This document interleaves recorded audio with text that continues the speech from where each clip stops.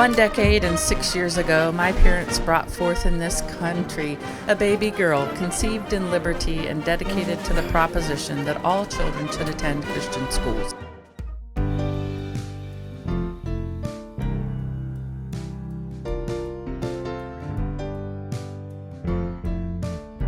Welcome to another episode. I have to look up there, right? Yeah. Well, welcome to another episode of the Himebook Family Podcast. Today we are joined by the illustrious, supremely talented, quite wonderful Ruth Himebook, who happens to be the best mom ever. And I think the question that we're all wondering, and I've pondered a lot what to make the first question is, who is your favorite child and why is it me? I thought that we had agreed not to talk about this, Philip. All we know is that her favorite son-in-law is me. Oh, okay. And her favorite daughter is definitely Mary Love. No question. Not daughter-in-law, daughter. That is true. We have a screen down here, which is why you're going to see us looking down here a lot. So just know. So as far as when we're I was concerned. expecting Mary Love, though, my favorite daughter, I already had 3 sons at the time, and Dad was teaching at the Christian school, and I was terrified of having a daughter, and so I prayed and prayed and prayed that I would have another son, and everybody knew that, and so they were praying against me. They all told me in the church and the school that they were praying against me. They prayed I'd have a daughter. So when Mary Love was born, in a 48-hour period, I had 72 people come and visit me in the hospital. I'm not lying. Wow. And they all looked at me and went, na na na na na na. Our prayers won. That's crazy. I was thrilled to have a daughter. You definitely redoubled your efforts in the prayer department, though, because then later when you prayed someone would die, they ended up dying. I didn't pray that he would die. I just wanted this on record. On record, I didn't pray he would die. I just said I would pray that he would die, and he died. And the Lord heard that. It was like, he was an obnoxious neighbor, and what else could we do? So I just said, well, I'm going to pray that he dies. Only I did not pray that he would die. Actually pray. But he did die. You know that scene in The Godfather? You don't. But you know that scene in The Godfather where, like, the guy's in jail and the one of the henchmen of the Robert, what's his name? Robert something. He goes to visit him in the jail, and the guy's just like, he's like, there's that story of the guy in Rome where, they gave him the option to, like, off himself, and then his family was safe. Wink, wink, nudge, nudge. Know what I mean?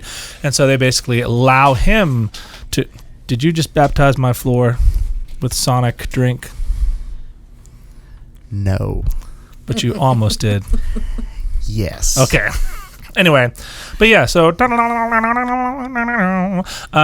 yeah, that's sort of one of those moments where it's like, Mom didn't pray for him to die, but she said it, and God saw it, was like, I got you, and looked over at Gabriel, was like, I'm gonna give her a little something, just like, Can we give her a little lean over to their neighbor and just do a little boing. Anyway, heavens. Wow. Mm-hmm. So what questions do you have from my mother? We've had plenty of fun conversations on our trips. I can't think of anything. Yeah, Andrew always brings out the deep psychological side of me. Yeah, I don't know how. On our trips, I always end up crying when I talk to Andrew. I don't know what it is. What are you doing to my mom, man? My personal therapist. Making my mom cry. I remember I think we were in Branson, and I'm sitting there eating a bowl of cereal, and then Mom comes up, and I just asked a simple question, and we were there for an hour just chatting and talking about deeper. So I was like, okay. So he's such a good listener and very compassionate, and it makes sense that he and Mary Love ended up together. Yes. Mm-hmm. Yeah. There you go. Yeah. Speaking of praying, as I raised you children, I always prayed several different things, but I prayed that God would bring godly adults into your lives, because I knew that there are seasons of children's lives and young adults' lives that, while parents have great wisdom to impart to their children, the kids are not at a place where they can receive what the parent has to say, but they will listen to other adults. So it never threatened me to have other adults speaking into your lives. So that was one thing that I prayed, and I can look back and see God's faithfulness in answering that. And then I prayed about who all you would marry, and I can just go on record and say I'm so thankful for each of my in-law children, my daughter-in-laws and my son-in-law who's sitting in the room with me. Which is funny because everyone always thinks we went to the store, Mary Love and I did, and it was store or something, and somebody's like, oh, and they were chatting, they knew each other. It's like, oh, wait a minute, you're the daughter? I thought he was the son. It's like, no, I look like a Himebook, but I'm not a blood by blood Himebook. Yeah. Poor Mary Love's always looking at me like, okay. All right, so according to you used to be fun, and That's a good way to put it. I'll echo that. What happened? I just make sure it's still recording. Oh, okay. And I echo that to the degree that you're still fun, but also, like, I have questions like, how did you keep all 4 kids alive, and from killing each other, and from burning the house down? And yeah, we can start there, I guess. But also, if you had to talk about, like, I want to hear about your childhood as well. So this is the beauty of knowing that you're going to be asked on multiple times, so you don't have to give all your stories right now. We can choose to focus on certain things if you want to. So do you want me to answer the question about you as children? Yes. Or my childhood? Let's start with us as children, and then we can go into your childhood. Okay. So how did I keep you all from killing each other? I don't know if you remember, but one thing that I tried to just really instill in each of you was the concept that I wanted my home to be safe. And so that when you all might have been being unkind to each other, I remember on several different occasions looking at the various ones of you and saying, this is... Not me, I wasn't there.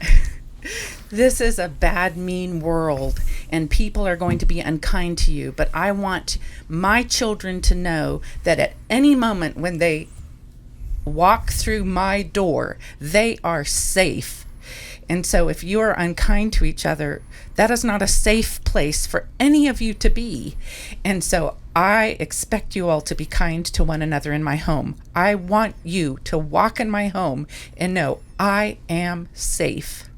And so that was one thing that I just really tried to instill in my children. And I always had the concept, I win. Like, how did I keep you from killing each other or burning the house? I'm in charge. Thank you. You owe me I'm $5 the one because in it's been charge. 10 minutes and she's crying. I'm kidding. Oh, we bet it? I didn't know we we didn't did. make that bet. You're good. I wasn't. We could have. We could have. Anyway. But and as I'm working with my grandchildren too, I still have that same concept. You know, kids are happiest if they know their boundaries. And if you just are lackadaisical and, they'll kind of raise themselves, or I don't want to be too hard on them, oftentimes then you're going to have the kids that are not behaving well, because children behave best within boundaries. And so did I do everything perfectly? Absolutely not. Yeah, I didn't even get a sword till high school. I know, and then it was a fake sword, and I'm sorry, and I can tell that you were disappointed that it No, wasn't that's a not real why I was one. disappointed. I was disappointed because y'all gave me a book first, which I didn't mind getting a book, but it was a total misdirect. No, I love the Braveheart sword. That was great. good. The William Wallace sword? No, it's fantastic. My disappointment was because you led with, here's a biography of William Wallace, which, like, I do love reading history now more than I used to, but at the same time, I was also just like, thank you. So also, I definitely did not exhibit the best attitudes when it came to receiving gifts. So I think part of it too was a rebellion against Mary Love's 150% enthuserm for every single present. Like everything It in didn't her. matter what This it was. is amazing, Mom. It's amazing, Mom. I love you. This is the best. Oh my goodness, Mom. I love it. I'm just like, it's a roll of toilet paper, or something. It wasn't that, but I was just like, we're all just sitting there like, well, we got nothing on that. Like, that's the Oscar-winning performance. Thanks for the socks. That's what she told, like, after the first time I had a Christmas with the Himebooks. Was John there?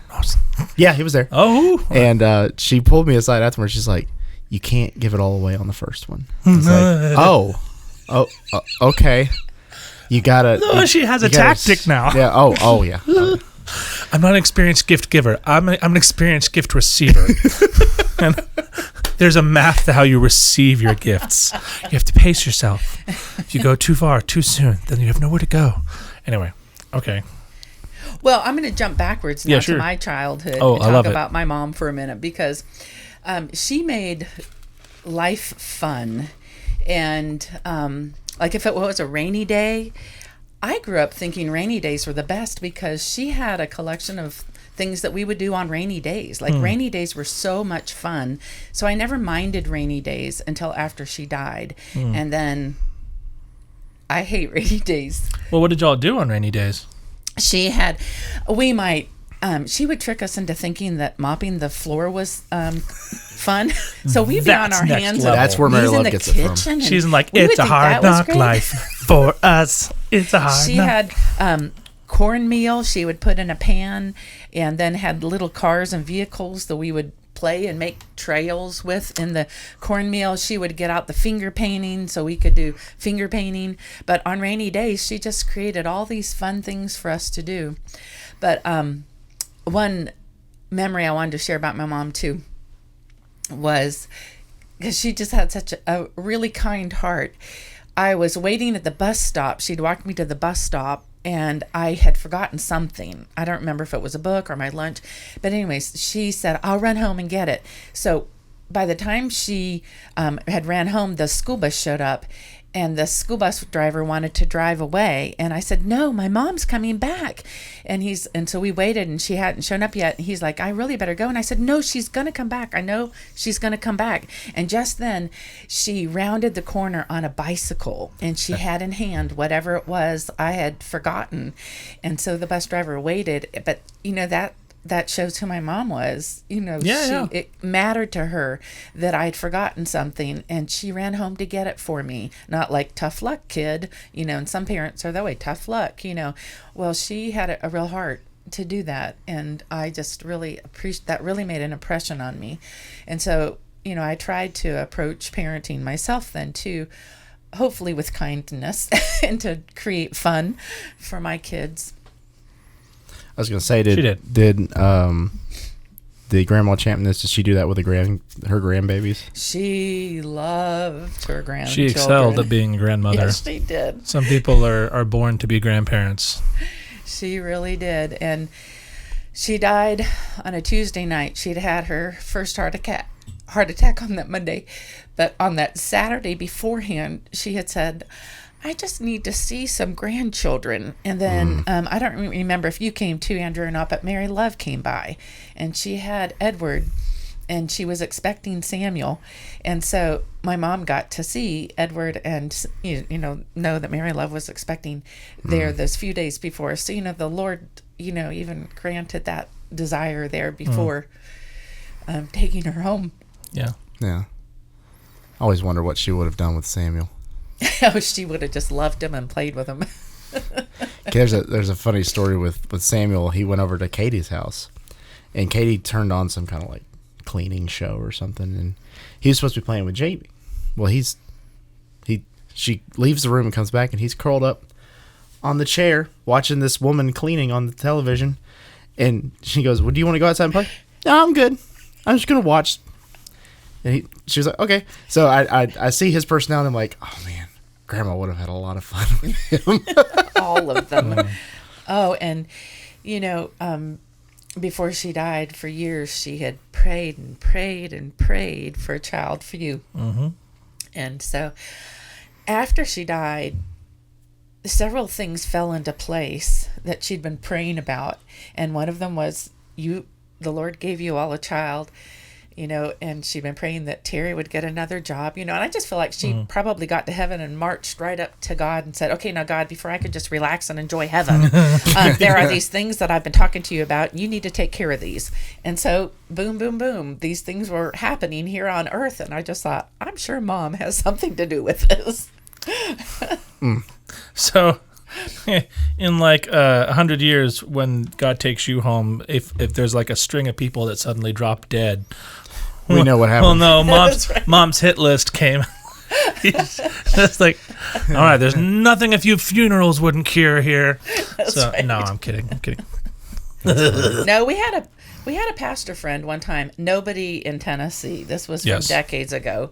Say to us, You're not going to figure out who it is. You'll never figure out who it is, but say he figured out that there is no problem in a church that a few funerals wouldn't take care of. Yeah. I'm sure every pastor said that. We've all felt it. It's like, if they just left, not sure how, but if they just left, that'd be a problem. That would solve it. You know what they say: if you find the perfect church, don't go; you'll ruin it. Yeah, that's been true for us. Yeah. Now, Mom, were you public school or were you private? Christian school. Christian Yeah. school. Did you not Remember, hear her? 1 decade and 6 years ago, I heard my that, parents but brought forth on this continent They a baby girl, conceived. conceived in liberty and dedicated to the proposition heard that all it. children should attend Christian schools. See, I'm gonna do that again, and then put the American flag in the background as it's going. I'll cut this part out and just have that, so the explanation's not there. Okay, so what was it like? Because you California, right? I was born in California, and so I always say, whatever crazy people see in me, it's my California roots. I'm proud of it, but it's different being from California, and I'm proud of it. Could be worse. Could be from Mississippi like me. So. I was almost 10. Yeah, there you go. That's true, too. I was 9.5 when we moved to Atlanta, We love Georgia. all of our viewers and it was from a different Mississippi. culture. We have several viewers from Mississippi. Be aware. I think every state has its uniqueness. Everyone's got their Florida guys. Now, Yeah. Florida man. You never heard that expression? What is no? A Florida man? Someone from Florida? Wait, I know, Like the guy that you there's see on the TV that's like on the back of an alligator smoking a cigar or something? You never... Okay. What TV do you watch? Everyone needs to go onto Google and type in Florida man. Apparently. Okay, this isn't like Tiger King. This is something wait a minute. different. I thought this show was supposed to be about me. Every now and then we that's take true. detours. We take a detour. Commercial break, if you will. So back to California. Yes, back to California. Yeah, Yes. so I was born in California, and there was a Christian school there, Modesto Christian School, and that's where I Graduated began. 16. Yeah, no, I moved to Atlanta. So Oh, but you didn't graduate? yeah, but I didn't graduate from Modesto Christian School. Oh, but you Yes, graduated I at did 16. graduate Yeah, at yeah. How long were you 16. in that? How long were you in Modesto? Yeah, that one. I was 9.5 when we moved. We moved in February in the middle of my 4th grade year to Atlanta, Georgia. So, it's hard to move kids, but then it's even harder to move in the middle of a school year. And I moved right before Valentine's Day. Aw. And we stayed with a family because the church manse was not available for a week. There was a manse at Redeemer? Mm-hmm. Where? What is It a manse? wasn't the church that you would have known. It wasn't the house that you would have known. That's where men stay. If it's woman, it's a woman's. Yeah, right. No, A manse not accurate. is a house that a church owns that the pastor can live in. Oh, they're called something different from my background. Okay. Oh. I don't know what they're called, Well, but when they're I called was something. growing up, they were called manses, and it Stop wasn't interrupting, available Andrew. for a week. Sorry. And so we had to stay with a family, and this family had 4 girls. The last 2 girls, I was wondering if that was following. Yeah, you might lean it a little forward. You want to talk directly into it, not. Is the that top. better? Much. Yeah. Okay. So their younger 2 girls, my age was right in between the younger 2 girls. And the youngest girl to this day promises, now I have no memory of this because I wiped it apparently from my mind, but she says that when we arrived, this was after our drive from California to Atlanta, Georgia, we were going to stay with them for a week. I looked at this girl I had never known at 9.5 years old, and I looked at her and I said, see my finger, see my thumb, see my fist, you better run. That's what she says I said. I can't imagine saying that. But she says I did. I will pray that the Lord. See my finger? See my thumb? My mom's like, It's coming. my mom's like John Wick with her prayer hit lists. So just like, I think I'm back. see me praying, mention your name. So then I had to start at a new Christian school where I didn't know anyone. It's in the middle of February, right before Valentine's Day. So I asked the teacher for a list of names so I could do Valentine cards. And she was so impressed with that because I knew nobody. And so she announced to the entire class that I had done this. And she said, wasn't that so sweet of her? And so make sure you get her Valentine cards too. Did you get Valentine's cards? I did get Valentine's good. card. Where was Rhonda in all this? She's 3.5 years older than me. So this was not a problem for her. She was. We didn't operate in the same circles. Social Okay. spheres. Social Yes. spheres. Yeah. Yes. What about Uncle Paul? Where was he at? He's 5 years older than me, and he's real happy and accepting in life. So I think. He Oh was yeah, fine. absolutely. Wait a minute. Mom was basically his bodyguard. Like when Peter went to the Allstate and you two stepped up and were like, hey, Yeah, don't mess with him. Mm-hmm. Mm-hmm. Mary Love loves that story. She tells it me all the time. I'm like, yeah, hopefully Edward will do that. Yeah. So I was Red Rover champion in my middle school, so it was a simpler time. We could just clothesline kids. So was there a difference when you came from California to Georgia? You went from what part of California? I don't know where Modesto 100 is. miles east of San Francisco. I was born and lived in Modesto, California. How did we so I was never in go the to San California? Joaquin You never took us to Valley. California. because it cost lots of money. Okay. I've Alright. been there. He has. We drove all the way down there and then flew back. That was my first flight. That was. Wow. I'm good. I don't need to be on planes anymore. Oh, Wow. that's good. You need to fly first class. I only fly first class anymore. Money. Well, apparently we need to go to California, if anything, just to see the birthplace of. Yes, Yeah. you do. Did we drive through it? We did. Okay. Yeah, we drove I past remember- the okay. house. Okay, so you Sorry. asked, was there any difference? I distinctly remember being a 9-year-old and knowing that was a different culture. Like California was a different culture than Atlanta.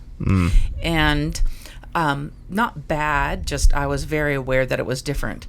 And then one way where it played out too was this whole y'all thing. I mean, like up till age This 9 and a whole y'all half, thing. I said, you guys, you guys, you guys, you guys, you guys, you guys. And then I get to Atlanta and I'm saying, you guys. And I remember the day two little girlfriends, well, I don't know if they were friends at that point or not, but two little girls I was interacting with. And I said that, and one goes, if you call me a guy one more time, I'm going to tell my mommy. And I just remember being horrified inside and thinking, okay, I got to work hard on this, y'all. It's a microaggression, Mom. So I've been trying to work on the y'all, but now I'm Womankind. 60 and I turned 61 this year, and I've told some close friends, look, the you guys is coming out. And so don't take offense by Yeah. it. Like, I mean nothing bad by saying you guys. Didn't that happen recently with the Secretary of Defense or whatever? They were reporting on the recent bombing in Iran, and he mentioned our boys, basically referring to the pilots. used the old- and the one of the old one. question was like, why are you not recognizing the female pilots who are part of the mission? He's like, this is the problem. It's just like, I'm using a term. boys. Right, but it's anyway, so yeah. Okay, so because you've shared some other stories, what were some words, because you have a funny story that I recall of you thinking that a word meant something it didn't mean. I think the word was pathetic. Pathetic. Yeah, Yes. you thought it meant something else. I thought it meant something. Like something, else. you thought it meant cool. Oh, that's cool. Well, I know cool. I know we've changed the word. We've changed what it. Well, I do means remember that now. I had no idea what pathetic meant, but I kept using the word because it was a popular word. So I would say everything was pathetic. No, but speaking of things that pathetic. are different meanings, I remember when texting was becoming a thing, and I finally got talked into getting a cell phone. And then I could try to learn how to text. And I was having this dialogue with Peter, and he had shared with me something hard that had happened. And so I was responding, and I knew that LOL meant lots of love. So throughout my response, I kept saying LOL, LOL, because I just wanted him to know how much I loved him just by My what heart was breaks happening. for you. LOL. That's basically what I was saying. Sorry you had a hard And day, so LOL. After I sent him the text, he said, do you know what LOL means? And I said, yes, it means lots of love. And he's like, no, Mom, it means laugh out loud. And so You then re- I reread my text to him, and I was like, You said, oh my LOL. God, I am so And I'll sorry. bet you laughed out loud. Oh, that's funny. I got it. And it's even more funny when you consider that, you are married to a man who still hasn't mastered the art of texting. No. So If you ever text my husband He'll and call you get you. a response, I'm the one that did it. So don't think he did it. meet Terry Himebook's secretary. Of all his personal and social interactions, no, it's great. But Dad will send me texts, but like it's the heading of an email, like want to get lunch Thursday? ? I'm just like, that's a text, Dad. You're close. You're so close. You got it. Nah, that's great though. Okay, so now we're going back to my childhood. Of course, yes. No, Okay. we've deviated long enough. Yes, of course. So I started off in one Christian school in Atlanta, and then my parents learned of this other school that all three of us kids, my brother, my sister, and I, could attend. And so it used a program called Accelerated Christian Education, and it was like 12 paces for every year of schooling. It's kind of, and a pace was the thickness of like a magazine, and so your subjects were all in these paces, and you could do them. We had little cubicles, so you sat at a desk with cubicles, and if you had a question, you had an American flag you'd put up in the hole, and then a monitor would come, and if the monitor, who was just a volunteer mom, they got some help with their tuition, couldn't answer it, then the supervisor, who actually had a master's in something, would come Wow. over and would answer the questions for us. And if we talked, we had to stay quiet, we would get a demerit. If we did something we weren't supposed to, we would get a demerit. And then if we had a certain number of demerits, then there were consequences for it. And so you just sat very quietly. And then when you wanted, we had to do our own grading. So we went to a table and we would get the grade book and we would sit there and do our own grading and go back then with And our I trusted paces. you to not like erase your answer. Like, Yeah. go Well, with you did it right there option at a B. table like this, and the monitors, everyone's, watching. Well, there was this one, we always had opening exercises where we stood in front of our cubicle and closing exercises where we stood in front of our cubicle, and we would always pray and we'd sing songs. And there was this one day where the person to my right and the person to my left started talking to each other through me. I mean, like my mouth was closed. I never did anything. And then they started laughing and I smiled, but I didn't make a sound. I knew better than to. Well, the next morning, all three of us had demerits on our desk and I had done nothing. And I was going to contest it, but before I could, the supervisor of the morning stood there and said, now sometimes people get demerits when they haven't done anything, but you should just accept it anyways, because that there are times that you should have gotten a demerit and you didn't. You've sinned. So I just kept my mouth shut. Accepted the demerit, but That's I did why not my do parents that. spanked me every day. Whether or not I deserved it, they just knew I must have done something. Well, at that school, there was the kindergarten teacher. The kindergarten class was separate from the rest of the school, and I was a friend of hers. She was a youngish lady, and she told me one time that there was a boy that she did spank him once a week, whether or not she knew that he deserved it, because she knew that he deserved it. And at the time, I thought, I don't think that sounds right. This is before Terry was born. So, But it was at that school that I broke my first finger. And I'm a pianist by trade. Mm-hmm. I started playing the piano when I was 4 years old. My parents had me go to Yamaha School of Music from 4 to 6, and then I started with regular piano lessons in California. And my first piano teacher, her name was Mrs. Pankey. She was a little old grandma. Please tell me her husband's name was not Hank. I have no idea, but she was Because a if his sweet name was little Hank lady. we're done. Yes, Like this is true. But she would have Hank us write Edward songs. Panky, Panky. And she had pictures she had torn out of magazines, and so we had to look through the box of magazine pictures and choose a picture, and then we had to write a song about it. And so I did that, and I chose a picture, and I showed it to her, and she goes, "Oh, that's a lovely picture. I can't wait for the song." And I said, "That's not the right picture." And I flipped the page over, and the back of the picture had a big pink pig. That's who I wanted. That's what I wrote my song about. I wish great. I had kept it. But Yeah. she was like a little taken aback because that was not the nice picture on the other side. No, I'm going to write a song about the pig. Bacon. I want bacon. Okay, so then All right, now sorry. I'm in Atlanta at the last school that I graduated from. And it was because I graduated at 16, not because I'm smart, but because I was... Cha-ching. a hard worker.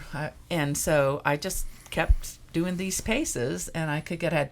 Actually, the truth of the matter about graduating early is that when I was in my junior year, my parents learned that school might have to close at the end of that year, which would mean it wouldn't be open for my senior year, and it was not an accredited Christian school. And so if that happened, I'd have to go to a different high school and start back as a freshman. Ooh. So we went to the headmaster and said, what do I need to do in order to graduate? Oh, wow. And so they looked at everything that she said. She's got all the credits she needs except her senior year in English. And so in 3 months' time, I added senior English to the English I was doing and finished up my English so that I could graduate. And then as it turned out, the school was open, so I could have still had my senior year. And all you would have had to do was English. Well, I would have gone on and done advanced maths and sciences. Okay, all right. So I missed out on advanced maths and sciences by really graduating lazy earlier. Person. But I was a music ed major in college, so Oh, I yeah. didn't really need those advanced math. Oh, heavens. No. Okay, but when I was at that school, you thought Dad could tell stories? I really can tell stories. He's not here to jump in and go, all I right, so played here's my story. volleyball, and I was the captain of the Ah. volleyball team. Only we played up in the area where the cars parked, and this one day, where the cars parked was up on a hill, and then it went down the hill, and there was the building. And so there was this one day, the ball was hit, and it went flying off between the cars, and then I knew it was going to go down that hill if I didn't catch it. So I went running after it really fast, and this hand hit the side mirror of a car. Ooh. And I could tell immediately that it was broken. And so when my mom picked me up, I'm like, I'm sure it's broken. You couldn't see anything. So she takes me to the doctor, and they take an x-ray, and sure enough, it was broken, but it was a spiral break, just like a spiral staircase like this. And the doctor looked at it, and he was amazed, and he said, if that had dislocated at all, I would not be able to set it. But God had kept it. God kept it in position so that he could put my hand in a cast, and it healed very well. But I was just amazed because he's like, if that had moved at all, I would not be able to set it. Wow. So that was my first finger break. What was your second one? So in college, we were on corral tour at the zoo in Jackson, Mississippi. And we had some free time. So 6 of us had gone to 3 couples. We had gone to the zoo. So Dad and I, 2 other couples. And I was wearing sandals at the time. And like I said, I used to be a fun, happy person who enjoyed life. I was a fun, happy person.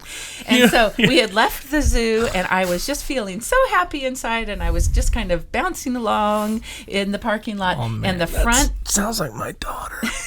the front of my sandal flipped under like this, and I fell, and these 3 fingers went straight back like this. They broke right in front of my knuckles, straight back like this. And I just remember screaming, and I'd hit my knee, but I remember screaming, and it hurt, believe me, it hurt. But looking at my fingers and thinking, I will never play the piano again. Yeah. And I was music ed with piano as my focus. And so, of course, they got me to the hospital. And the other 2 couples ended up leaving. The man whose house we'd stay the night at, the father came and joined Dad and I. We weren't married at the time, nor were we engaged at the time. And then they transferred me to an orthopedic separate building that was just orthopedics. And they had me wait and wait and wait. My fingers are all bloody because, of course, it's bloody too, but my fingers are literally sticking straight back like this. And it was all I could do to keep from passing out. You know, it was that would hurt. There. That would hurt. And so then they bring me back. Finally, a receptionist or nurse, whoever it was, came out and she said, well, we were going to have you go to this person, but they're busy. So we're going to have you see this other person, this other doctor. And this other doctor, in God's providence, was a hand specialist. Oh, good. Now, why would they not have thought to do that first? I don't know. But people were praying. I mean, like, Grandpa and Grandma were already called. I mean, and then they had alerted people to be praying. So I know all over the country people were praying for me. And so in God's providence, I ended up with that doctor. And so that man and Dad were in the room, and they gave me 10 shots. They gave me 5 shots on this side and 5 shots on this side. My hand's just getting all bloody and bloated now because they're putting numbing stuff in it so they could set it. Yeah. And that man was like, I think I'll go call my wife. And he left the room. And Dad was thinking, I wish I had a wife to go leave. I mean, he wanted to marry me, but he's just like, he just wanted a reason because Dad can't stand needles. And now he watched 10 needles being put in my hand. Oh, and that speaks to the depth of his affection. He stuck around. So then no pun intended. That's right. They stuck around. Oh, yes. Oh, way to inject some humor. Get it? Okay. All right, cool. So they set my fingers. They put me in a cast. My dad bought a plane ticket in Jackson, flew me back to Atlanta. And then right before the semester was supposed to start again, he drove me back to Chattanooga because I was at Covenant College up on Lookout Mountain, Tennessee. He had got an orthopedic doctor set up for me there. He took me to that doctor, and they took the cast off. They took an x-ray. He had to recast it after he did that, but he took an x-ray, and he was so impressed with how well these fingers were set. He said, these were set incredibly well, and I'm going to write that doctor in Jackson, tell him what a fine job he did setting these fingers. So then Grandpa went away, and I was at college. So then when I went back for my last checkup where they were taking off the cast for good, this was not in the days where now they could send the x-ray right to your room, and there it is. It's hanging up in the hallway. And so they developed it, they hanging it up in the hallway, and I will still to this day remember him walking in the door, shaking his head, and the doctor said, if I had not known these fingers were broken, I could not tell by looking at this x-ray. Wow. And as I sat there on that table, as this young person who had my plane taken away from me, I committed my playing to the Lord. And I know I'm not the best pianist in the world, but I said, God, my playing is all about you. It is not about me. It is not about my glory. You took it away.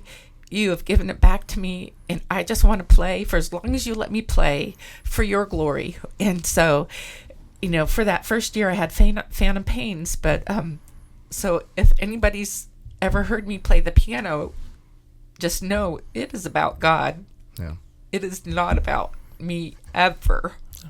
And I'm so grateful to the Lord for healing my fingers.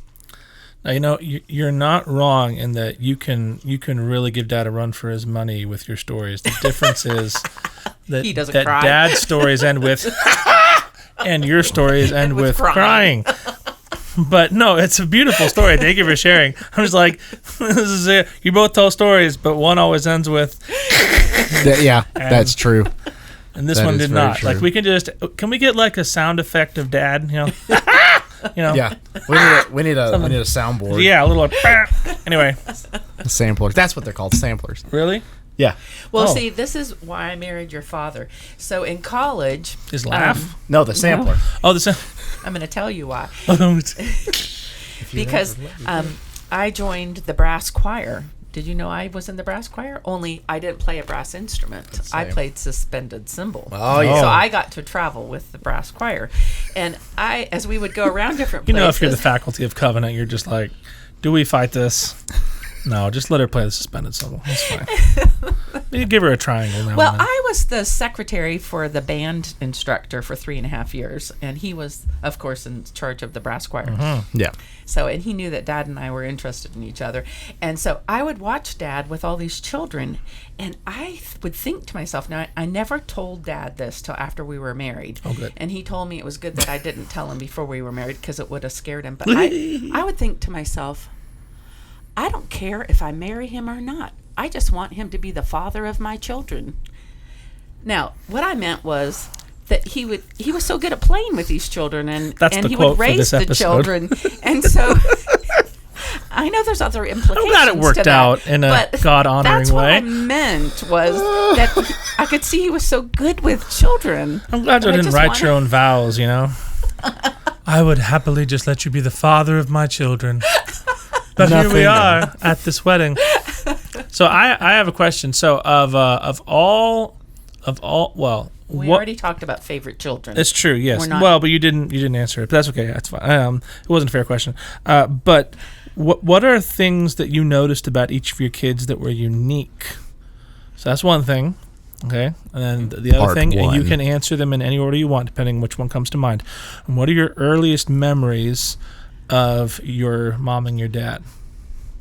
Like a memory with them, or you could even say your grandparents too, because we haven't heard much about them. So, okay, so my mom and my dad, back in California, I couldn't tell you what my earliest, like I don't know if it's my earliest or not. It was dark. I was swimming. Yeah, between my sister and I. So my sister and I are 3.5 years apart. But between my sister and I, there had been another sister who died from sudden infant death syndrome. She was 5 months old. And so I remember as a little girl, one time, Mom was sitting at a table, and if you can imagine, so this is the height of about a normal table. I was just tall enough to look over, so would that make me maybe 3?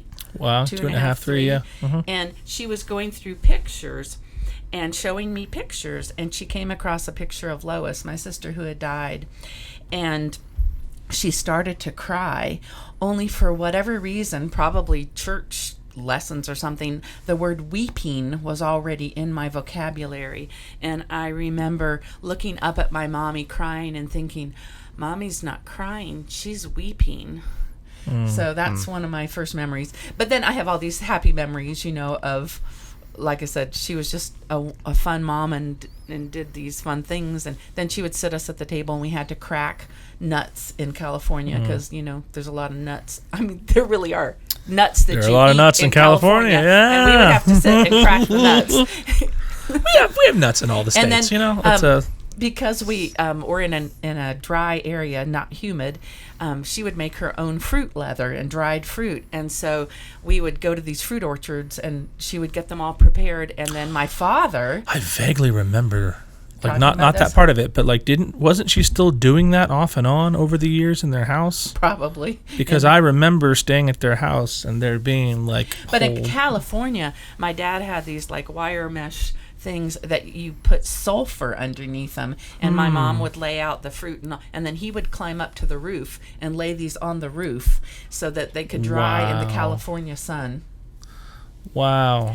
And then there was the years that they got rabbits.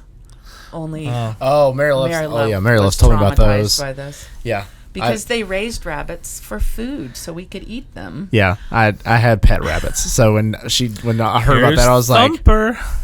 like, I'll admit, even I was like, oh no, not the rabbits. But then the city outlawed having rabbits for food, so my dad had to get rid of the rabbits. How can you? That's the same thing with Collierville. I broke my leg in California.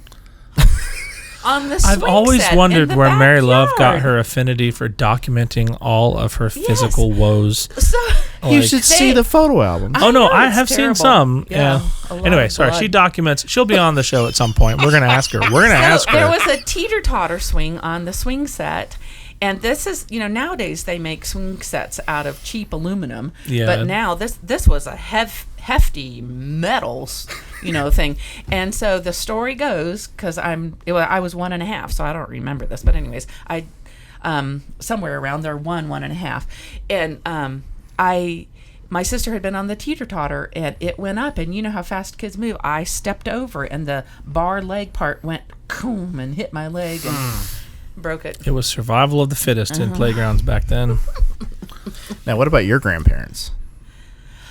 So Mom's parents put more feeling into it. Were in, Minneapolis, Minnesota, and my grandfather, my mom's dad, was a violist in the Minneapolis St. Paul Symphony Orchestra, and my grandmother played the viola also, and she taught music in the public school system up there. So they were both musicians. And, Dad came from a musical family, too. So when we had first started being interested in each other, my family was saying, are you sure he's musical enough for you? And his family was going, are you sure she's musical enough for you? Now, why did it matter that we were the musical ones? Like, Because why not the other dynasty siblings? matters. Yeah, but the other siblings, did anyone go, oh, Rhonda, is Dennis musical enough for you? Dennis, is Rhonda musical enough for you? I mean, like... I don't know that music was as much of any of their identities. Yeah, we were majoring in music. That's true. So, but anyways, as it turned out, we were musical enough for each other. So it worked out fine. I remember going up to Minneapolis one summer when we were going to listen to my grandfather play in the symphony. Ooh. And my Uncle Bruce, they were playing in an outside venue by one of the many lakes up there. So I got in a boat with my Uncle Bruce, and he rowed me out to the middle of the lake. And we sat in the boat and listened to the concert in the lake. It was really cool. That's cool. It was cool. Well, that's probably the most redeeming image of that, because the only other one I have is of like all the Hitman movies where they row the guy out in the middle of the pond and then just dispose of the body. Yeah. I'm like, that's like the most beautiful. Okay, good. That redeemed an image for me. Thank you. Sorry. So there were These were not movies that my of us parents had little me girls. watching, by the way. There were 5 of us little girls that were close friends in California. And one of the girls, her mother taught at the university, and they had this wonderful big rectangular pool in their backyard, and we would go swimming in it. And I was always taught that when you go swimming, you have to wait 30 minutes after you eat to go swimming so you don't, Throw up. Yeah. Which has been disproved. But yes, continue. So, but it was always fun because at her house, her mother would go to McDonald's and would buy us all Big Mac meals and would let us stay in the pool, and we would sit at the side of the pool with our McDonald's meal and eat in the pool. So that was really fun. Okay, I have a random question about that. So, do the Big Macs you had back then taste like the ones that now? There's hardly any meat now. Like, probably the last Big Mac I ever got, I opened it just to make sure there was a piece of meat on it. At that time, the meat hung off the sides. Back when it was real. Yeah, back when it was real food. Yeah. I don't care. They can come after me. I'm just saying, we'll see what happens in the next few years, Anyway. You got to tell a story about the Coca-Cola cake on our trip. Do you remember the Coca-Cola cake? No. What's the story? Okay, so we were at Cracker Barrel, and this was going favorite haunt of my mother. This was going to Arizona when it was, I think Mary Love and I were fresh married. Are we married? Arizona? Yes, you were married in January, and in May, we'd gone out there for her senior trip, and I wasn't satisfied, and so we did it again. I didn't go on her senior trip. Yes, you did. To Arizona? Yes, to the Grand Canyon. Oh, that trip. Sorry. Yes. Oh, wow. I don't think of Grand Canyon as being were Arizona, but you're right. Okay, yes. After they were married, then we took just the 2 of them. Dad and I took Mary That's Lou and right. Andrew. So we drove all the way down, then we flew back. Yeah. So we're at a Cracker Barrel, and I was like, Mom, you got to try this double fudge Coca-Cola cake. She's like, oh, I'll try it. And so she orders one, and it comes, and she takes a bite, puts it in her mouth. Oh, and she didn't spit it out, but she was like, this is disgusting. And Dad's like, oh no, I'm so sorry. And I'm like, oh, I'm sorry. And she goes, I don't like this, to the waiter. And he's like, and he takes it, and she's like, that's all right, I don't need it. And then here they come. They're apologizing. I'm so sorry. We made you a fresh one. She's like, I don't really. Okay. And then she just started eating it, and Dad's like, wow, I like it. And he starts eating it, and I'm like, is there any to spare? And then so we're all just chowing down on this cake that Mom didn't like at all. Why didn't I like it? It was cold or something. Okay. I just remember you taking a little forkful, putting it in your mouth, and going, oh, no. I just believe you should get what you pay for. Yeah, and you're at Cracker Barrel. It's like going to Waffle House and being like, oh, garçon, I'm this sorry, my filet mignon liking. is not exactly the medium well that I requested. This reheated roast beef is not. I don't believe that this bench has been wiped since, 1759. Anyway. That's one thing. Whenever we go somewhere to eat, I always can trust that Mom's going to make sure we get exactly what we ordered. Oh, yeah. Because she will not let it slide. That's true. Like when me and Dad go somewhere, Terry Dad, when me and Dad go somewhere, we're chill. We're like, oh, okay. Like when we went, they can hand you the wrong order, and you'd be like, well, maybe I'll try. Maybe I needed to try something new. Nope. I'm not asking for more than I pay for. I just believe in getting what I pay for. No, that's right. I love it. I think it's awesome. You graduated at 16. That's right. Yeah, you were conceived in liberty. That's right. That was great. That's going to be the title of this episode. We're talking about special guest, Conceived in Liberty. Anyway, sorry. So when did you realize that your kids had special abilities? They were mutants from Xavier's school of She gifted does not children. know what that is. One day I walked in the nursery and this one child's eyes were just laser beams burning holes into the walls. And then I knew they had special abilities. Superman. That's just because she watched The Incredibles. So I grew up in a house where if we were going to see certain movies, we were like given a talking to of like, there are going to be attitudes in this movie. And if we see these attitudes displayed at the house, there'll be problems. So like, and I remember watching like The Incredibles and even Finding Nemo and Dad being like, it's like, now in this movie, the parents apologize to the kids. And don't get me wrong, there'll be times that we have to apologize to you. But you need to understand, if you have bad attitudes like that, it is not on us to apologize. You are getting spanked. We're just like, okay, Dad, now can we go watch The Incredibles? Anyway.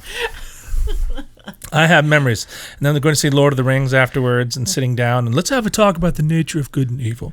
I'm like, but it was better than Napoleon Dynamite, right? He goes, oh, yeah, loads better than Napoleon Dynamite. I'm like, exactly. So, anyway. Well, special abilities. I mean, everybody thinks that their children are the best, and in our family, as far as music went, it was not an option. I mean, every parent chooses the battles. They choose the hill to die on. And for our family, music was it. Like, this was a non-negotiable. All the kids had to take piano lessons through age 16, and they had to have another instrument. And so as they excelled over the years, it just became apparent, as they were working hard. But they worked hard. It's not like they sat around and, oh, now I can play this instrument or I can sing or whatever. They really applied themselves. And with our encouragement, it was not an option. They had to do this. We didn't want our grandparents to pull on one side and go, but are they musical enough? I know, that's right. But maybe you should get that one replaced. No, you're not. When Peter was 4, Philip was 7, and Terry would have been like 9.5. Wait, really? I'm 3 years? You're 3 years older than Peter. Wow. Because each one of you is a half year longer. Terry, you are 2.5. You and Peter are 3, and Peter and Marilove are 3.5. Well, there you go. Sorry. So now that's documented. All right. Let there be no question about this. Okay. So when Peter was 4, you were 7, and Terry was 9.5, one of the ladies in the church, she had 2 children, and she wanted me to have the kids learn to sing a song for church. So I did, and it was a psalm, and I don't remember. Make a joyful noise to the Lord and come before him with singing. Make a joyful noise to the Lord and come before him with singing. Amen, amen, amen, amen, amen, amen, amen, and come before him with singing. Yeah. So that was whoa. The song. Yeah, I remember working on the half step. So that kind of like opened my eyes to, you guys can sing together as a group. So after that Sunday, I started making you guys practice That together. was our first song? That was your very first song. Because I thought the first one was Count Your Blessings, name them one by one. That's one that I used in concerts. Well, that ruins all of my conceptions about my childhood. I'm so sorry That's to fine. disappoint you. That's fine. I might ask for that some was your some first music. song, but you sang that with the other 2 kids, so we don't have to count that one. Thank you. Okay. My memory is intact. So then I started creating little concerts for the 3 boys, and Mary Love was around, but obviously she wasn't singing yet. And I just remember practicing and poor Peter wasn't getting it right, and I would have, Peter, sing it again. Boy, I probably have traumatized No. No. You didn't lose hair over it. I just, wait. So it worked fine until the voices started changing. And when little Terry's voice started to change, I didn't know what to do with a changing boy's voice. So that's when Dad got involved. And I'm like, help. And so he stepped right in, and he just kept you guys singing and would just shuffle your voices around. And he started singing with you guys then. And then as Mary Love got old enough to sing, we started teaching her songs and got her singing. And then we had family concerts for 15 years, and you all played instruments, so it would be a combination of singing and playing. How did you market those? How did you just call churches and go, hey, we're a singing family? And word of mouth. And we knew the right people. The right people that know the right people that hear, and then they know But I think our favorite one with you boys was when we took you to Redstone Arsenal, because we were living in Huntsville, Alabama at the time. And you were singing for these new recruits, and you were used to people, you guys would sing and then everybody would clap, and you guys, the more they clapped, the more you pumped you were, And so at the Arsenal, though, you guys sang and they did not clap. They went, ooh, ooh, ooh.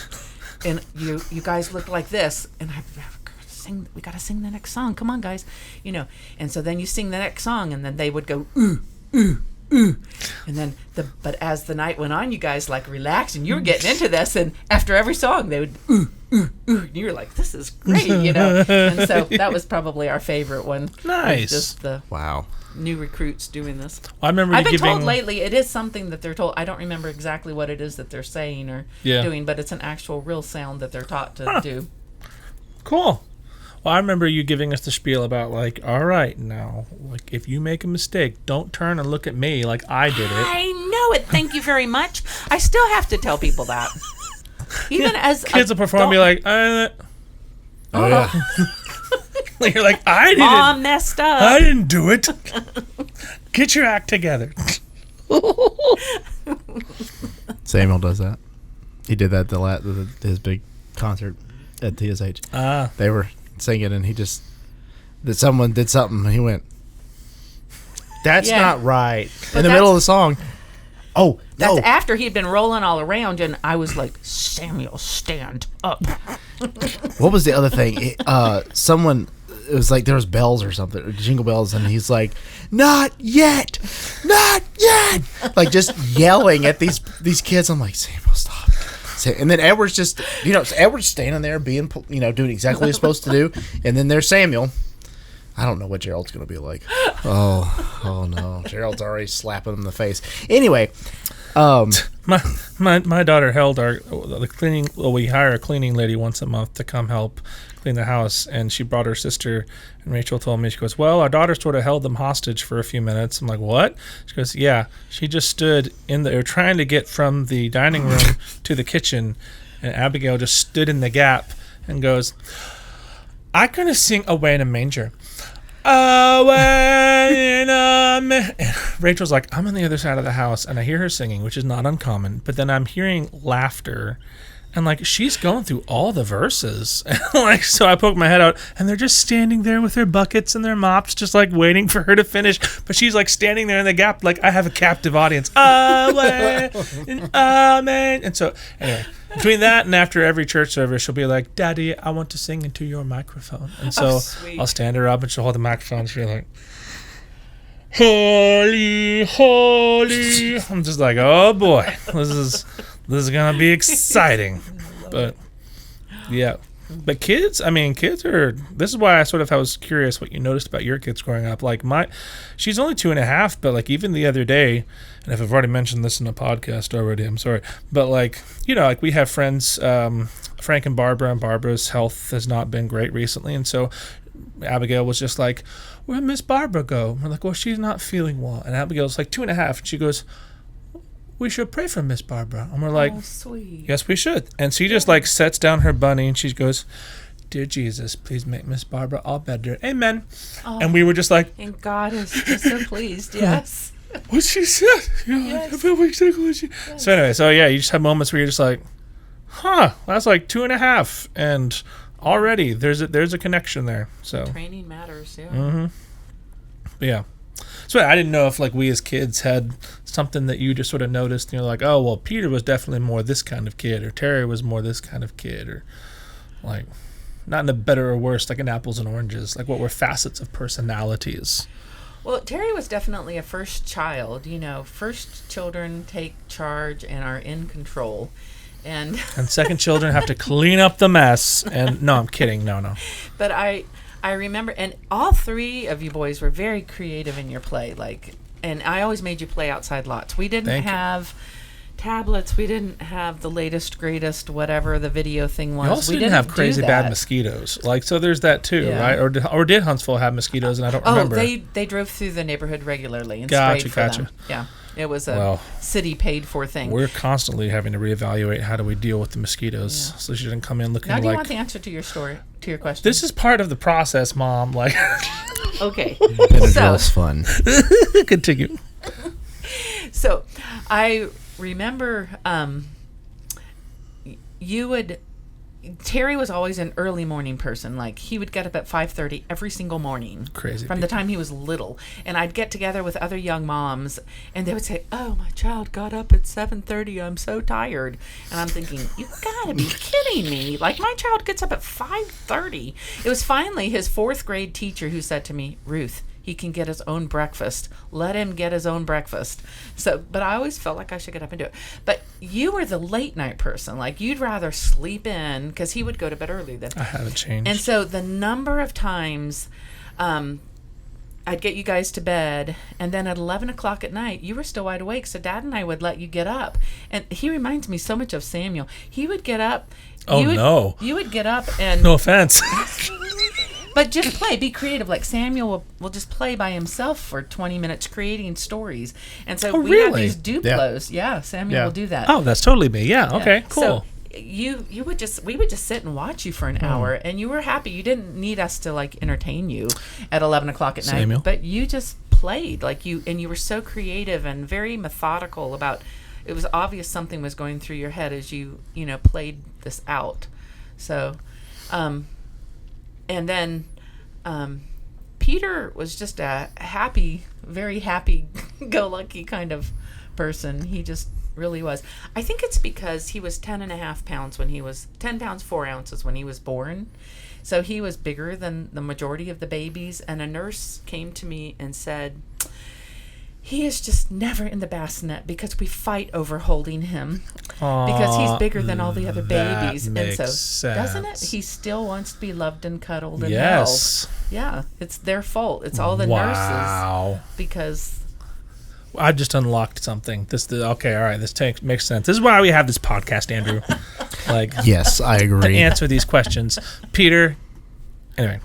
Thanks again for the Grizzlies hat, Peter. That's Andrew keeps showing up with random swag that Peter's bestowed upon him. Because Peter has fads where he's like, all right, this is my fashion choice. And he goes all in. He becomes an advocate. Well, and that's what else happened, So now, so Terry and you were born in Atlanta. And I'm proud of that.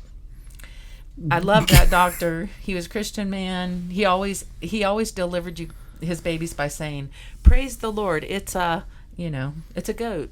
It's a cat." Oh, praise the Lord, it's a boy. So, but then Peter and Mary Love were born in Alabama, and I've apologized to them. Why do you feel the need to apologize? Looking at Dad, going, "I know labor just started, but how soon can we get to Atlanta?" It's just so, but It didn't ruin their lives. It didn't ruin their lives. No, Peter obviously got way too much cuddle time. So what happened, though, is now Dad's teaching at this Christian school, and so we know lots more people, and we know wealthy people because it's a Christian school and people have money.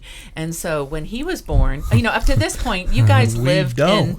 We didn't have a lot of money, and so I would have to go to Goodwill or use hand-me-downs, and that's the kind of clothes that you and Terry wore. Well, Peter comes along, and I'm given all these really expensive baby clothes. I see the from pictures, yeah. 0 through Didn't he have 2 years beret? old. Yes, on one of his little outfits. Little French baby. And so, but I realized, well, first thing, the sad commentary is society. Yes. Society responds differently to children that are dressed well versus children that are not dressed well, which I think is wrong. But Yeah. I did notice that. But I also realized I enjoyed having fewer really nice items of clothing versus having lots of clothes that were of poorer quality. And so I started then buying all of you kids, like those few outfits that were that little bit nicer, spending money I probably shouldn't have spent. But then we all looked uniform. then- It was great. Yeah, but then I also knew that you looked nice, so I could take you somewhere, and I just had, but then you had fewer clothes, You know. bought us pinstripe suits. No. Like, that's next level. That's like Dad could have been a mafia boss for all people knew. Like, it was a white pinstripe suit. It was awesome. Like, just big bad voodoo You daddy love background hats. music. Oh, It was man. great. Yeah, that'd be good. I still love hats. Yeah. But, yeah. And then Mary Love came along, and it was just fun, for having prayed for a boy. I've been so thankful to have a girl. It's just been delightful. And you were always so sweet. I'd be rocking her as a baby, and you'd run past and you would stop and you'd give her head a kiss and you would go, "Hello, you beautiful sister." And then you'd run off and play again. It was so endearing. Thank you. Wouldn't Terry like bop her on the head? Well, there's 9.5 years between Terry and Mary Love. So as he was in the high school years, he couldn't always appreciate the thinking process of a younger child. But he's grown through that. We all grow. What's the story about the bopping the bunnies on the head? If you do, I'll turn you into a hair today, goon tomorrow. Goon tomorrow. What's the story about that? What's the name of the rabbit? Oh man, it's not Peter Cottontail, but there's some story that ends with, "I'll give you 2 more chances, and if you don't, I'll turn you into a goon." And then it ends hair today, goon tomorrow. Stop bopping those field mice on the head or something. Yep. Like it was. That's how it goes. But what's the name of the rabbit? Oh, it's gonna bug Well, it's me. not Peter Cottontail, is it? No, that's my point. Like it can't. It's not Peter Cottontail. But anyway, sorry. You said bopper on the head, so I went there and I was going to call him that, but now I can't, and now it's ruined. So then there was the year that I broke my back. No, my word. No. Please do tell. Sorry, that's not why I reacted that way. I was just like, you have your checklist. You're like, all right. Then there was a time that I scraped my knee. That was bad. And I had an ingrown. Anyway, and then I had this one thing that was in the back of my ear. No, she did break her back. It was a whole big thing, and I saw it happen.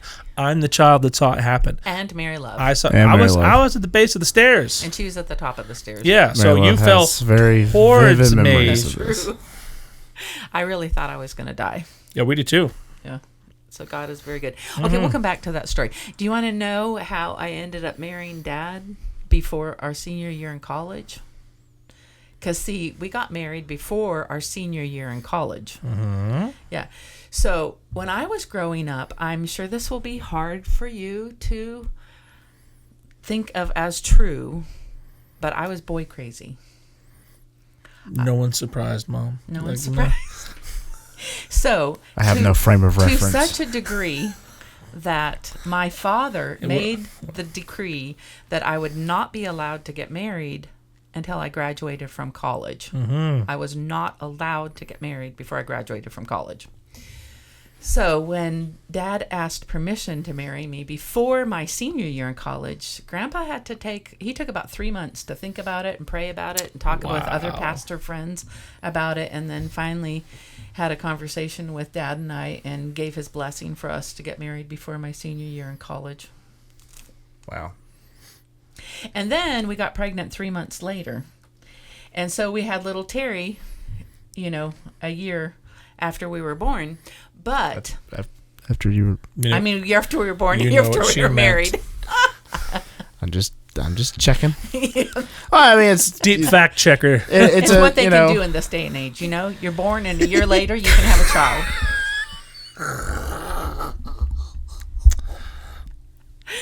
Okay, but I just have to say, being young and having a child was hard. Yeah. And there were times, it's not that I didn't want my child, but there were times I felt like I had lost out on my youthfulness. And so I wanted to just set the child aside for a year or two and then come back and get the child and continue to raise the child. But I realized that God had a purpose in it, and it wasn't about me, and it was about blessing my grandmother, because my dad was an only child. And so after my grandfather had died, she moved down to Atlanta. So she's the one that I'd spent the most time with, was my dad's mom. And she just delighted in little Terry. And then you came along and she delighted, and we moved to Huntsville. Terry was 3 and you were 8 months, and it tore my heart out because it tore you guys away from her. But because in my youthfulness I had a child, my grandmother got to see 2 great-grandchildren, and Peter was, I was 7 months pregnant with Peter when she died. So I just always felt like having little Terry was about God honoring my grandmother and giving her the joy of having great-grandchildren. Yeah. And so I could just really see God's hand in that. Yeah. Had y'all graduated when you had Terry? When music education at Covenant College was the most number of credit hours, and so we both squeezed 4 years into 5. When I finished my 4 years, all I had left was student teaching. Dad had done his student teaching, and all he had left was like 2 classes. So we had moved to Atlanta, and he went to the community college there. I think I'm remembering this correctly, and finished up the last classes that he needed. Wow. So he didn't walk at Covenant. He never walked. He chose not to walk. Wow. Yeah, I did. I chose to walk. I didn't walk. Okay. I didn't see the point in it. You know, I'm with you to a certain point. Like, I didn't walk for my master's degree because I was just like, I've sung the national anthem in the FedEx Forum like at least a time, maybe 2, but I think at least 1. But yeah, it's just a massive. You're like, it's a whole day of my life.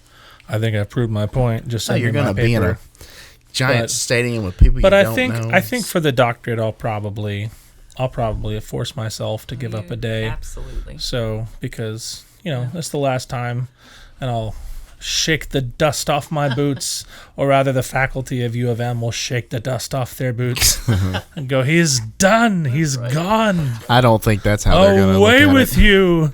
I think they're going to turn around and be like, hey, you want to come back? I know. Well, I have a picture of me. Don't you need another degree? I have a picture of me in my gown holding little Terry. Aww. Because after I did my student teaching, then I did walk, so I have a picture holding little Terry. So you did your student teaching with a kid? Yes. Who watched the kid? Yeah. I'm going to answer that question in a roundabout way. How much more time do we have? About 20 minutes, if you want to go to 1. So the song of my life is the faithfulness of God. And it's okay. I'm not going to cry. There you go. And so when we got pregnant, then that 3 months later, Dad had a job, but it wasn't the most tremendous job for a family. And so my parents were very gracious, and Dad got a job then in Atlanta with Mr. Wilson, working at Lunsford Wilson Company. And it was enough to either pay for a place to live or pay for a baby, but not enough for both. And we didn't have insurance to cover Terry. So my parents very graciously offered for us to live with them. And so we lived with Grandma and Grandpa for 15 months. And I mean, like, literally, their bedroom's on one side of the hall, ours was on the other side of the hall, and little Terry had my sister's room, and so you think of your white picket fence, oh, here's my cute little nursery. I just was grateful to have a corner to put my baby. But anyways, in God's providence, then, this is the answer to your question. Those 10 weeks of student teaching, I didn't have to wake my baby up and take it anywhere because I had a built-in babysitter. My mom was absolutely thrilled. So I just would wake up, go do my student teaching. She took care of him for 10 weeks. That's great. Monday through Friday. So God really provided for that. That's great. Yeah. Well, there you go. Yeah. I can see that. So do you want to tell us how you broke your back, or do you want to save that for the next time? We'll see. You said we have 20 minutes, so we'll see where this goes. Well, the question is, can you tell it in 20 minutes? Accurately and accurately. She can tell it. I mean, she's banged accurately up her head to the way time. she wants to portray it. Yes. Because it could be a rush, like, oh, well, I did this, and then boom, that happened. Versus like getting into the history of I was standing on this and that, and I was worried about, that kind of thing. To be fair, the steps were uneven. So. Well. Was it at the house? Have I been to the? Yeah, Yes. Grandma and Grandpa's. Okay. Yeah. Mm-hmm.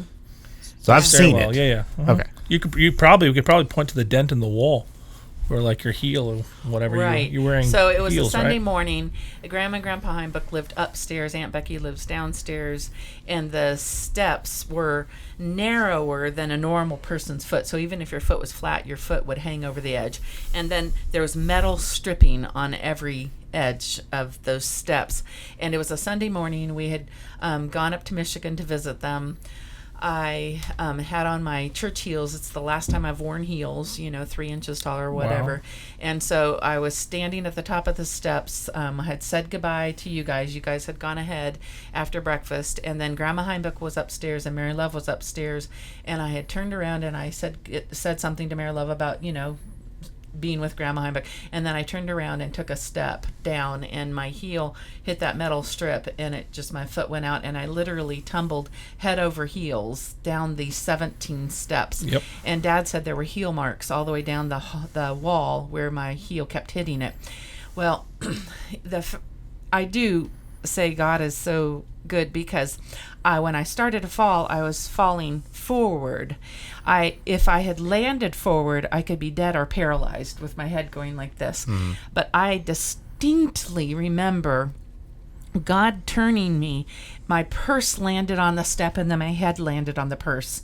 And I believe that is what saved me. Yeah, absolutely. And but I could tell immediately. My neck was fine, but my back was broken. I could tell that immediately. But I kept screaming. I don't know if you remember, if you saw it. I kept screaming, "I'm going to die, I'm going to die, I'm going to die." I remember that. And so their stairs come down, and then there's this little room. And then, so to get to me, the paramedics had to, really shift around.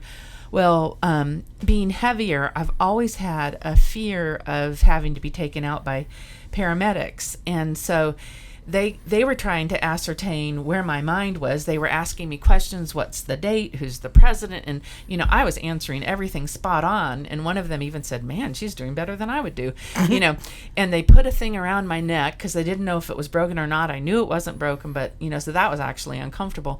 But in the process of answering all these questions, I kept saying to them, "I'm sorry I'm so heavy. I'm sorry I'm so heavy. I'm sorry I'm so heavy."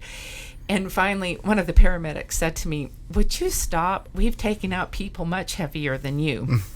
So I really appreciated him saying that to me. But they finally were able to get me around and get me onto the gurney. And it was March up in Michigan, March 24th. And it was the year of the Twin Towers. And wow. Yeah, isn't that incredible? So they were pushing me now towards the ambulance, and it started snowing really heavily, and my arms were paralyzed from the fall, and I couldn't brush the snow. The snow was accumulating on my face, and I couldn't brush it off of my face. And just then, that same paramedic, he took the white sheet, and he put it over my face, and I literally thought, "Oh great, I'm dead." And at that moment, that same paramedic goes, "No, you're not dead." He's like, "She's crazy. She's a crazy lady. I'm sure she's gonna think she's dead." Oh, I'm sure they had their fair share of stuff. Lights are going out. So when you fell, you said you fell head first? Forward. And then did you turn? Yeah, God just turned my body. So you were kind of rolling. I was like this, and then I shifted. My body did a shift. Okay. So you weren't doing like somersaults down? Yes. More of like an angle. To do yeah, that. Okay, cool. Yeah. All right. Cool as in I understand better, not cool that it happened. That would never wish that on Come anyone. on, man. Yeah, I know. So, but the Lord was very good. And I remember laying in the hospital. We had like just left. We had left Westminster Presbyterian Church, and we were at Calvary Bible. And I was in the hospital, and Paul Alexander called me.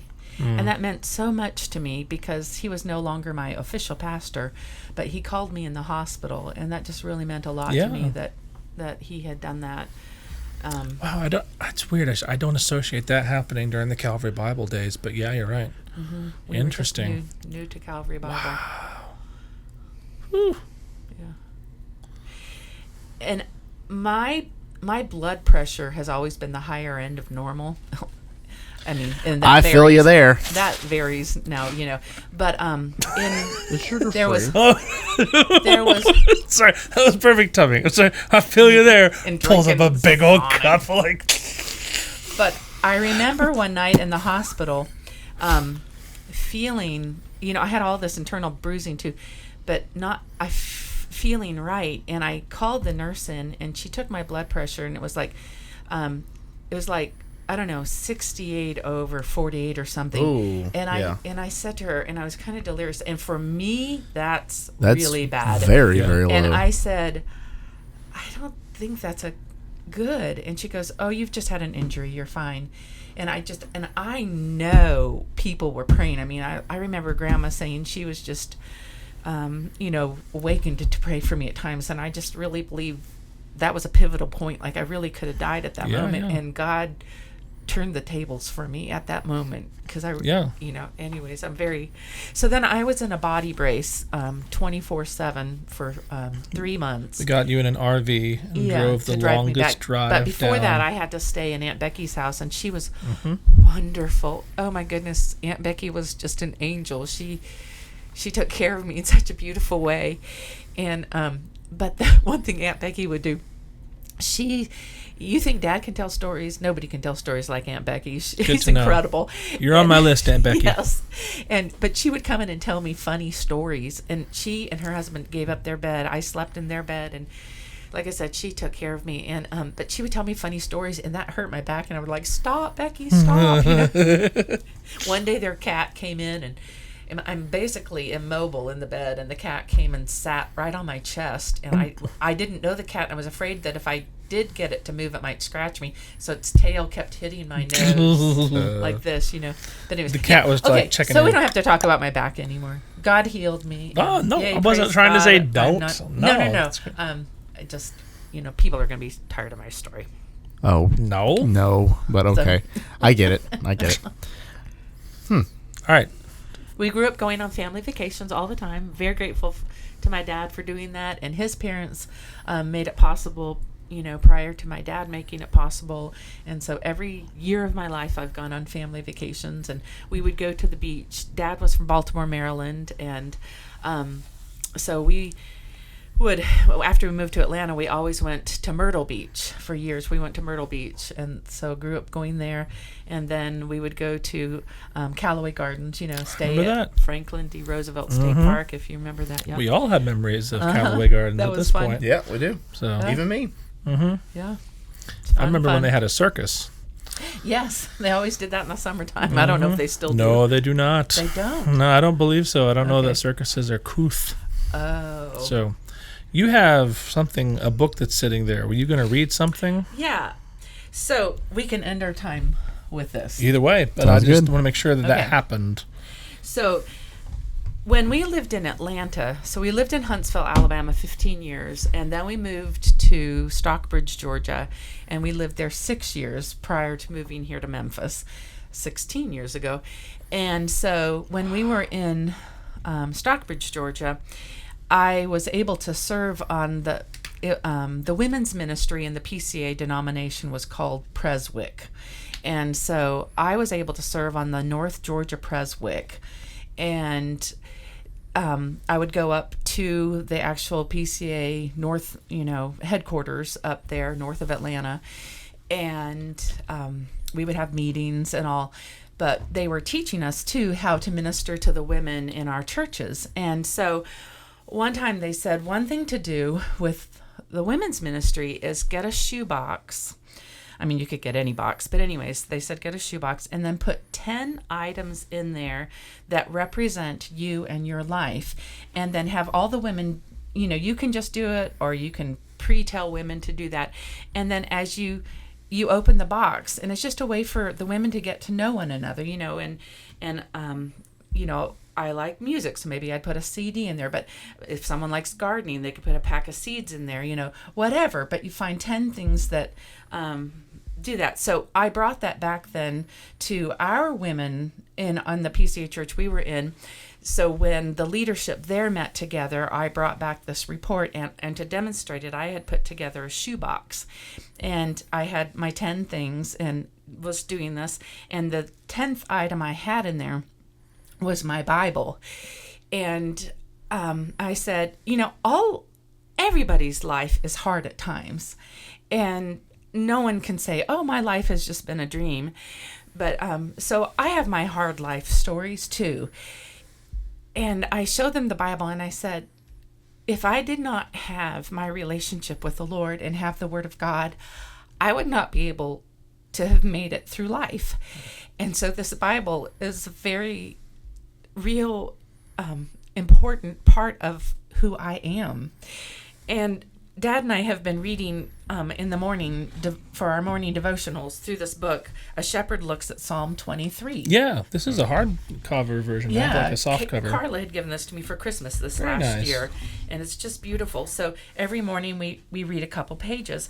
And this morning when Dad was reading it, it jumped out at me, and I thought, that's how I wanted to end this podcast, is because God is faithful even in the hard times. And when my mom sat at the table as a little girl, for me, seeing her weep, I always knew death was an awful thing, and death would be a terrible thing to have to walk through. And I just have lived all these decades dreading the day that God would take my parents, So it'll be 5 years in August, which still seems like yesterday, which I know people that have lost loved ones can relate to that. But it's been my relationship with the Lord that has kept me going these 5 years, and to just see the faithfulness of God, and to know that other people have walked this. And I have a friend whose mom has just been put on hospice, and my heart grieves for them, knowing what they're now having to walk through. So I just wanted to end the podcast as this is my mantra however you say the word, for my life. And this sums it up. And I'm sorry I have to take off my glasses because I forgot to bring my reading glasses. So if you'll just indulge me these 2 paragraphs, it says, It is a most reassuring and reinforcing experience to the child of God to discover that there is, even in the dark valley, a source of strength and courage to be found in God. It is when he can look back over life and see how the shepherd's hand has guided and sustained him in the darkest hours that renewed faith is engendered. I know of nothing which so stimulates my faith in my Heavenly Father as to look back and reflect on his faithfulness to me in every crisis and every chilling circumstance of life. Over and over he has proved his care and concern for my welfare. Again and again I have been conscious of the Good Shepherd's guidance through dark days and deep valleys. So God's blessings in my life have been numerous.